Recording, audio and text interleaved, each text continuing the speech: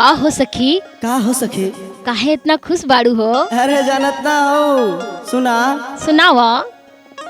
अरे लाखों में एक बड़े ओहो हो। अरे हमारो बलमुआ की हमके घुमावे। अच्छा अरे हमके घुमावे हर मोर बलमुआ जिलेबिया खियावे।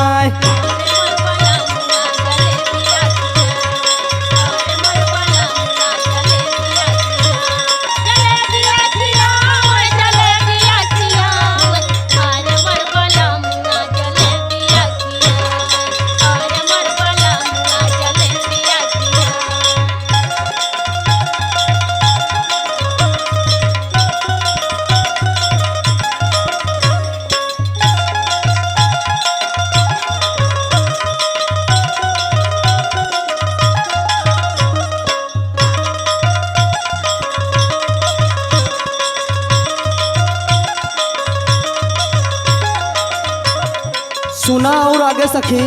सुनावा ये सखी। हमारो बलमुआ के कवनो न जोड़बा।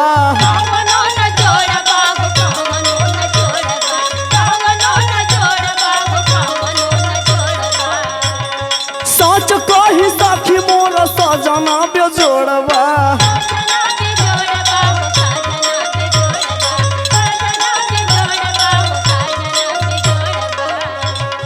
हमारो बलमुआ के कवनो न जोड़बा। सच कही सखी मोर सजना बेजोड़बा। और सुना सुनावा ये सखी। हरे आजमगढ़ सहरिया के अरे ओढ़नी लिया वही की हमके घुमावे।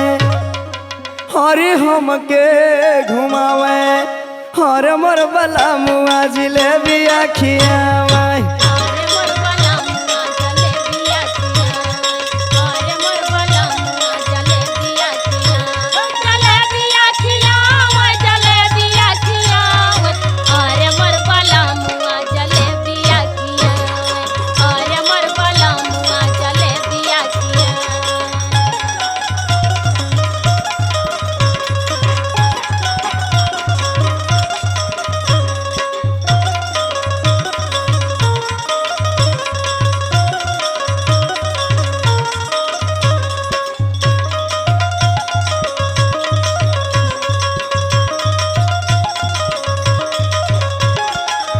और सुना सखी। सुनावा ये सखी। केतना बखान कर पियवा के हम हो।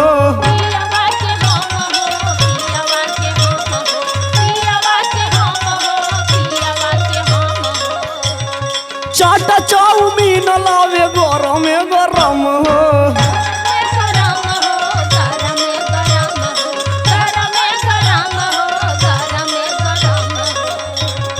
केतना बखान कर पियवा के हम हो। चाट चाउमीन लावे गरम गरम हो। और सुना सुनावा ये सखी। हर जौनपुर सहरिया के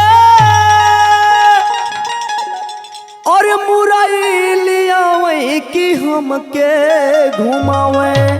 हमार सजना राजू जौनपुर जिला में रहले हो। बड़ा लहरी हुआ का।